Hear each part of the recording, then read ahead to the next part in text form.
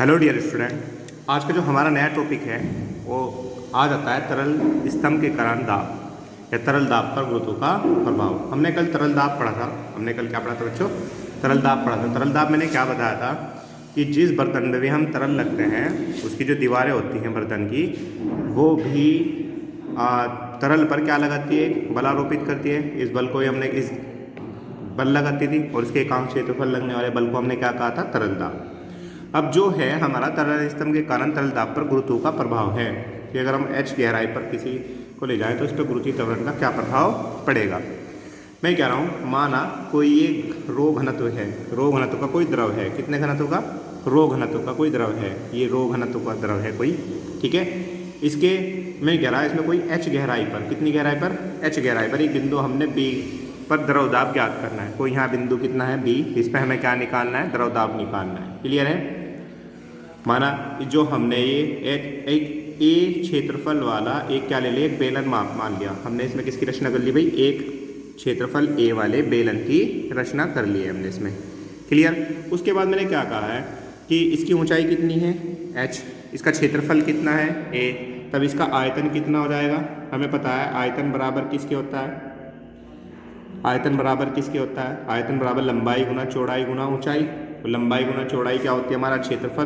तो आयतन कितना हो जाएगा हमारा? a Guna h।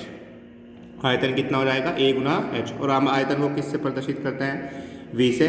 तो v इक्वल्स टू कितना हो गया? a into h। ये हो गया हमारा आयतन, ठीक है। अगर मैं इसका बेलन का द्रव्यमान निकालूँ, क्या निकाल लूँ? बेलन का द्रव्यमान। हमें पता है घनत्व बराबर किसके होता है? द्रव्यमान बटे आयतन। ये द्रव्यमान किसके हो जाएगा? आयतन गुना घनत्व के हो जाएगा या नहीं? और जो हमारा आयतन है ये कितना है? a h। और घनत्व कितना है? रो। घनत्व कितना है? रो। पर हमने तो ये आयतन निकाला। अगर हम किसके कारण निकाल लें? द्रव स्तंभ का भार। अगर हम क्या निकाल लें? भार। हम क्या निकाल लें? भार। भार किसके बराबर होता है? mg के, क्योंकि जब वो गहराई में जाएगा तो इस पर क्या कार्य करेगा? नीचे की ओर भार कार्य करेगा, नहीं गुरुत्वीय त्वरण वर्क करेगा। तो F बराबर किसके होता है? हमारा mg। और mg किसके बराबर हो जाएगा? a h रो। और g की वैल्यू कितनी है हमारी? g।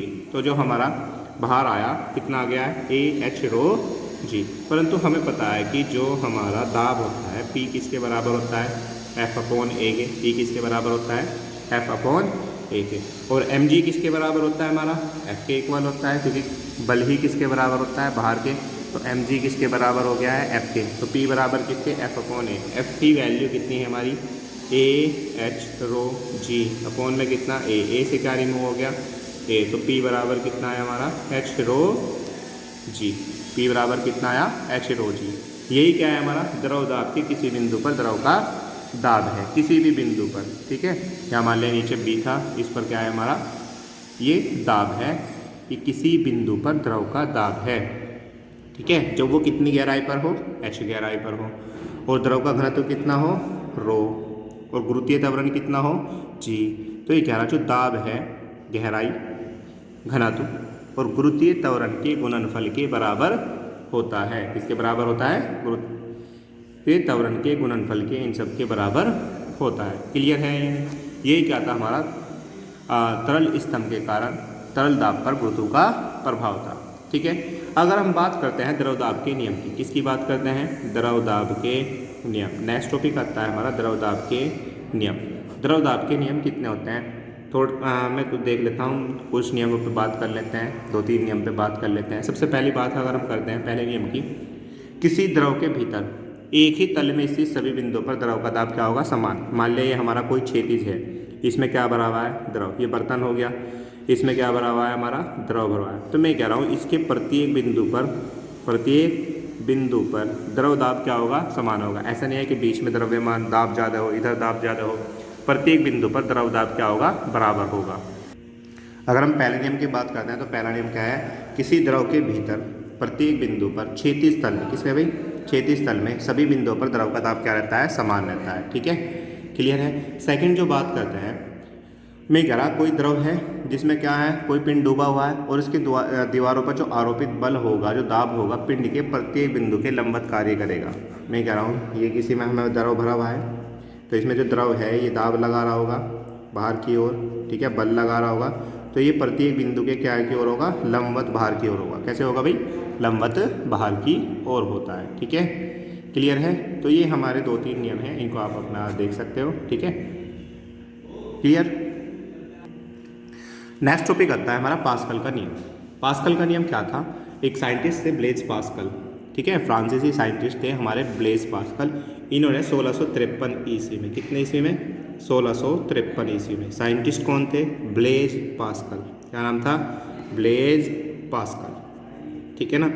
और कौन से सन में, 1653 ईस्वी में फ्रांसीसी साइंटिस्ट थे। इन्होंने एक नियम दिया। इस नियम के अनुसार उन्होंने क्या बताया कि किसी बंद बर्तन में, किसी भी बंद बर्तन में द्रव के किसी बिंदु पर, मान लिया द्रव का हमने कोई सा भी बिंदु ले गया, उस पर आरोपित दाब, उस पर जो दाब होगा बिना क्षय हुए, मतलब क्षय मतलब बिना हानि के हुए, द्रव द्वारा सभी दिशाओं में क्या हो जाता है, समान रूप से संचरित हो जाता है। मतलब समान रूप से क्या हो जाता है, फैल जाता है। ठीक है, अर्थात मैं कह रहा हूँ जो इस पे जो बल लगा है इस पॉइंट पे, वो इस बल के बराबर होगा। ठीक है, तो F1 बराबर किसके होगा, F2 के। या इस पे जो दाब होगा वो किसके बराबर होगा, दूसरे के दाब के बराबर होगा। मतलब सभी दिशाओं में दाब क्या हो जाता है, संचरित हो जाता है, फैल जाता है समान रूप से। जितना दाब इस पे होगा उतना ही दाब इस पॉइंट पे होगा। मैंने कोई बर्तन ले रखा है, इसमें कोई ये हमने द्रव बिंदु मान रखा है। ठीक है ना, तो मैं कह रहा है C और D 2 बिंदु मान रखे हैं। तो जितना दाब C पे होगा उतना ही दाब किस पे होगा, D पे होगा। क्योंकि जैसे ही हम कोई बिंदु रखते हैं तो इस पे दाब क्या हो जाता है, समान रूप से संचरित हो जाता है। और यही हमारा किसका नियम था, पास्कल का नियम था। अगर हम इसका प्रूफ देखते हैं, अगर हमें क्या देखना है, इसका प्रूफ थोड़ा ध्यान से समझना है इसको। प्रूफ में क्या कहा, मान लिया हमने कोई एक बर्तन ले रखा है, ठीक है, और इसमें क्या भरा हुआ है, द्रव। इसमें क्या भरा हुआ है, द्रव। और ये द्रव साम्य अवस्था में, मतलब द्रव जो है हमारा साम्य अवस्था बिल्कुल फिक्स है, ना हिल रहा है ना कुछ। ठीक है, ये बर्तन भी साम्य अवस्था में। इसके अंदर हमने 2 पॉइंट ले रखे हैं, एक बिंदु B C और एक बिंदु कौन सा ले रखा है, D। एक बिंदु C ले रखा है और एक D ले रखा है।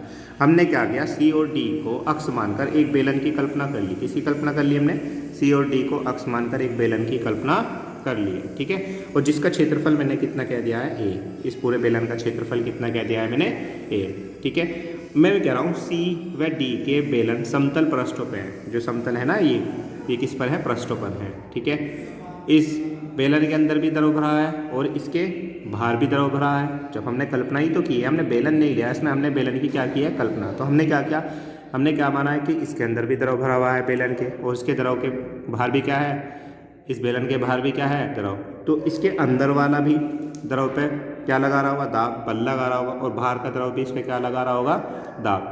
ठीक है नहीं, चूँकि द्रव क्या में है, साम्य अवस्था में मैंने बताया था। अतः बेलन के पृष्ठों पर लगने वाला जो परिणामी बल है, मतलब इसके कारण प्लस इसके कारण, वो बल कितना होगा हमारा, 0 होगा। ठीक है, अगर मैं कहूँ C और D के दाब क्रम से कितने हैं, P1 और P2 हैं। अगर इसका मैंने C का दाब कितना कहा, P1, D का दाब कितना कहा है, P2।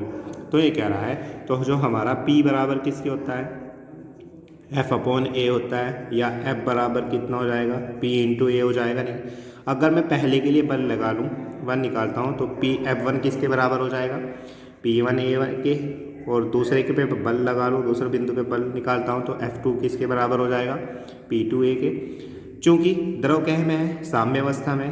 द्रव किस चीज़ में है, साम्य अवस्था में, मतलब द्रव में कोई भी किसी भी तरह का कंपन नहीं हो रहा है, ना ही कोई वो द्रव हमारा हिल रहा है। तो द्रव किस चीज़ में है, साम्य अवस्था में। अतः जो बल होंगे, F1 किसके बराबर हो जाएगा, F2 के बराबर हो जाएगा। नहीं, F1 की वैल्यू कितनी है, P1A।